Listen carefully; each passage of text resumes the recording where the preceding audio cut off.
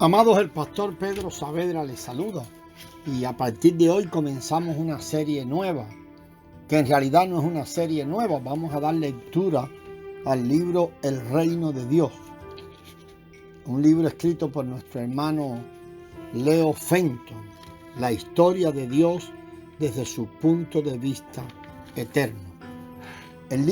Este libro cuenta de 4 partes. Este es un libro publicado en inglés bajo el título de Kingdom of God del hermano Leo Fenton, que vive en New Philadelphia, Ohio, aquí en los Estados Unidos. El libro en español fue editado el año pasado, en el 2020, publicado por nuestra congregación Centro Cristiano Nueva Vida. El libro consta de 4 capítulos. Capítulo 1, la historia de Dios desde su punto de vista eterno. Ahí vemos 3 subpuntos: las creaciones de Dios según su propósito, las 2 primeras creaciones y otro punto dedicado a la frase en el principio. El segundo capítulo se llama El Reino de Dios, Introducción, parte 1. Y veremos algunas cosas allí, como qué es la experiencia del reino, cómo participamos, cuál es la parte de Dios, otra parte dedicada a la salvación y el gobierno del reino. Y la última parte, el reino es absoluto, eterno y esencial. El capítulo 3, que en realidad es la introducción, segunda parte, ahí vemos algunos puntos como qué es la experiencia del reino. De nuevo, cómo participamos, cuál es la parte de Dios, ampliada de otra manera, la salvación y el gobierno de Dios. Y vemos los mismos puntos del capítulo 2, pero de una manera más ampliada. Y el cuarto punto, o el cuarto capítulo, el reino de Dios tiene fundamentos del reino. Estas bases o estos fundamentos son experiencias personales, uno de los puntos del capítulo 4, y hay 7 de estos fundamentos. Entonces comenzamos en la historia de Dios desde su punto de vista eterno en el capítulo 1. Las creaciones de Dios según su propósito, las 2 primeras creaciones y en el principio. Dios nos eligió antes de crear la tierra. De nuevo, estas son las notas llevadas a un libro de nuestro hermano Leo Fenton, que escribió entre el año 2017 y 2018. Efesios 1. Vamos a dar lectura del versículo 3 al versículo 12. Bendito sea el Dios y Padre de nuestro Señor Jesucristo, que nos bendijo con toda bendición espiritual en los lugares celestiales en Cristo, según nos escogió en Él antes de la fundación del mundo, para que fuésemos santos y sin manchas delante de Él, en amor, habiéndonos predestinado para ser adoptados hijos suyos por medio de Jesucristo, según el puro afecto de su voluntad, para alabanza de la gloria de su gracia, con la cual nos hizo aceptos en el amado, en quien tenemos redención por su sangre, el perdón de pecados según las riquezas de su gracia, que hizo sobreabundar para con nosotros en toda sabiduría e inteligencia, dándonos a conocer el misterio de su voluntad según su beneplácito, el cual se había propuesto en sí mismo, de reunir todas las cosas en Cristo, en la dispensación del cumplimiento de los tiempos, así las que están en los cielos como las que están en la tierra. En Él, asimismo, tuvimos herencia, habiendo sido predestinados conforme al propósito del que hace todas las cosas según el designio de su voluntad, a fin de que seamos para alabanza de su gloria, nosotros los que primeramente esperábamos en Cristo. Leemos Efesios 3 del versículo 9 al 12. Y de aclarar a todos cuál sea la dispensación del misterio escondido desde los siglos de los siglos en Dios, que creó todas las cosas, para que la multiforme sabiduría de Dios sea ahora dada a conocer por medio de la Iglesia a los principados y potestades en los lugares celestiales, conforme al propósito eterno que hizo en Cristo Jesús, Señor nuestro, en quien tenemos seguridad y acceso con confianza por medio de la fe en Él. Es asombroso que la iglesia haya perdido la visión adecuada del por qué estamos aquí y con qué propósito estábamos predestinados a servir. El hecho es este: cada uno de nosotros está predestinado a cumplir el propósito eterno de Dios. Para lograr su propósito, Dios diseñó nuestra salvación y recuperación para que fuera a través de Cristo Jesús. Segunda de Timoteo 1:9 dice allí: quien nos salvó y llamó con llamamiento santo, no conforme a nuestras obras, sino según el propósito suyo y la gracia que nos fue dada en Cristo Jesús antes de los tiempos de los siglos. Nunca fuimos llamados simplemente para ser salvos, sino que fuimos salvados y predestinados para cumplir el propósito y el llamado de Dios.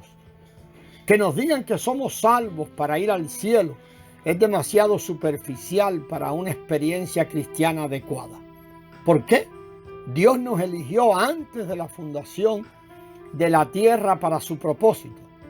Por eso es que he elegido el título de este artículo: antes de la fundación de la tierra. Recientemente me ha quedado claro que contar la historia correcta de la persona correcta, por la razón correcta, en el momento correcto, es esencial en este periodo de tiempo de la restauración de todas las cosas dichas por los profetas. Si bien he contado muchas historias sobre diferentes personas y varios testimonios poderosos y diversos a lo largo de los años, ahora es esencial que comencemos a contar la historia de Dios, tanto desde su punto de vista actual como desde el punto de vista eterno. Este es el fundamento del Evangelio del Reino. Si bien esto puede estar muy por encima de mi calificación, intentaré comenzar con este documento. Dado que la historia de Dios comenzó hace innumerables años y muchos antes de la fundación de la tierra, este primer relato escrito disponible parece ser nuestro punto de partida. Dado que Dios siempre existió, nunca podemos contar la historia de Dios en su totalidad. Nuestro conocimiento de Dios comienza justo antes de la creación original de la tierra. La historia de Dios como el creador supremo de todas las cosas. La historia de Dios se desarrolla en su propósito eterno y culmina en el tabernáculo de Dios. Nuestra limitación para contar la historia de Dios se centra en esta tierra y a lo que ha sucedido durante los últimos 5,000 años aproximadamente. Debe ser obvio para nosotros, ahora que el Espíritu de Cristo, la palabra de Dios viva y permanente que ha enviado a morar en nosotros, no tiene tales limitaciones, ya que siempre estuvo con Dios y es Dios, y conoce la historia completa de Dios. Cualquier cosa más allá de lo que está escrito solo está disponible para nosotros si Él quiere. En este documento asumiremos que la fundación de esta tierra fue antes de Génesis. Génesis 1:3. La voz habló. ¿Por qué? La tierra ya existía antes de Génesis 1:2. Ya para el versículo 2, esta tierra se había derrumbado en una oscuridad abyecta. No fue creado en la oscuridad, sino que se convirtió en la última oscuridad. La tierra no tenía la capacidad de elegir la oscuridad, por lo que debió haber sido forzada a la oscuridad. Si esta tierra fue creada 1 millón o 50 millones antes, 50 millones de años antes de Génesis 1.2, no es el problema. El problema real es que la tierra ya existía antes. Otra cuestión que debe entenderse es que ya para este momento los cielos también existían. O sea, los cielos existían antes de Génesis 1:2. El cielo inmediato apareció cuando Dios separó las aguas que rodeaban esta tierra. El área que reemplazó al agua después de que fue removida, que había sumergido la tierra, formó ese cielo que no es del que se habla en la creación en Génesis 1:1. Dios comenzó la restauración de la tierra anterior, ordenando a la luz que venciera y destruyera la oscuridad final. Si bien la mayoría de los detalles están más allá del alcance de este estudio, queremos señalar que la fundación de la tierra se colocó mucho antes de este evento. ¿Por qué? Dios nos eligió en Cristo hace mucho tiempo, así que no acepte este terreno hecho de que cada uno de nosotros fue elegido tan a la ligera y con tan poca preocupación por nuestra responsabilidad. ¿Por qué? Él nos eligió para que fuésemos santos y sin manchas delante de Él. Debido a que estamos intentando enfocarnos en la historia de Dios y el punto de vista de Dios, señalaremos que elegirnos no tuvo nada que ver con nosotros, sino que fue 100% la elección del Todopoderoso. Nunca intentemos que este evento cataclísmico se centre en el hombre. ¿Por qué? Todo este evangelio centrado en el hombre debe verse como un evangelio falso. El verdadero evangelio debía o debe contar con precisión la historia de Dios desde su punto de vista. ¿Por qué? Leamos Hechos 3, 19 al 21. Así que arrepentíos y convertíos para que sean borrados vuestros pecados, para que vengan de la presencia del Señor tiempos de refrigerio.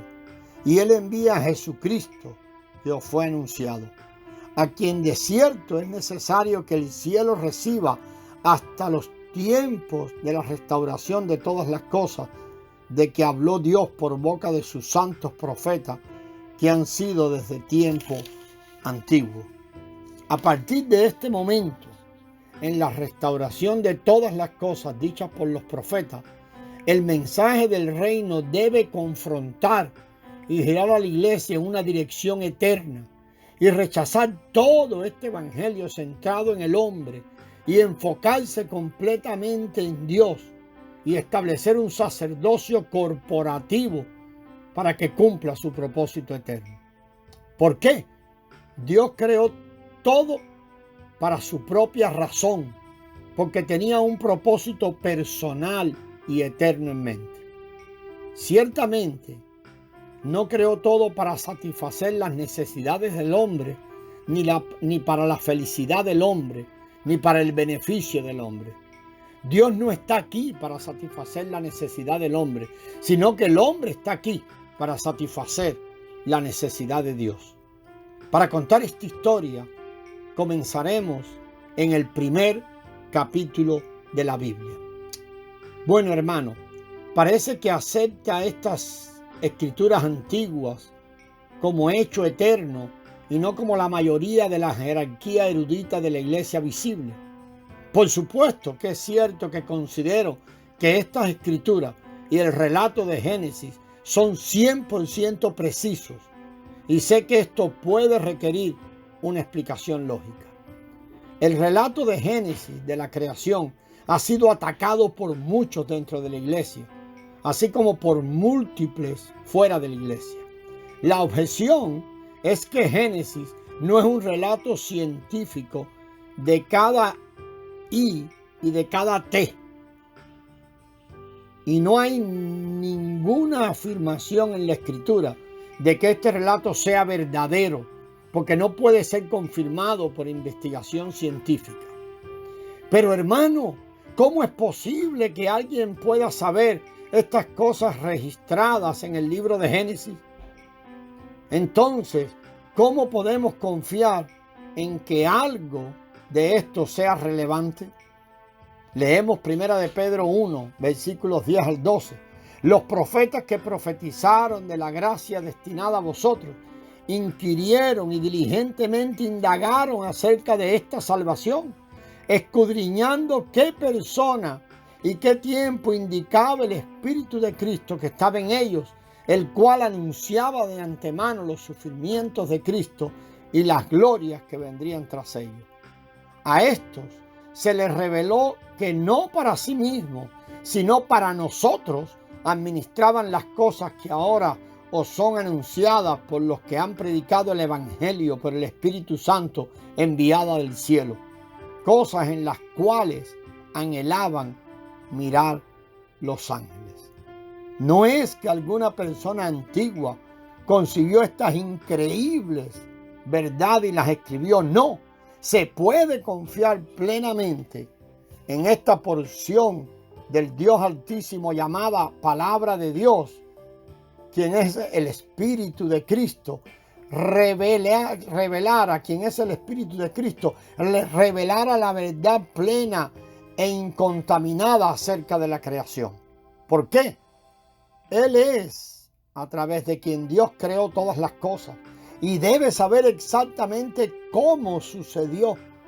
La afirmación de que estas escrituras son inspiradas puede dejar mucha duda hasta que descubramos exactamente cómo se dio esta revelación. Dios mismo habló por su palabra. Amados, dejamos hasta aquí la lectura de este día. Gracias y paz. Continuamos en el próximo audio.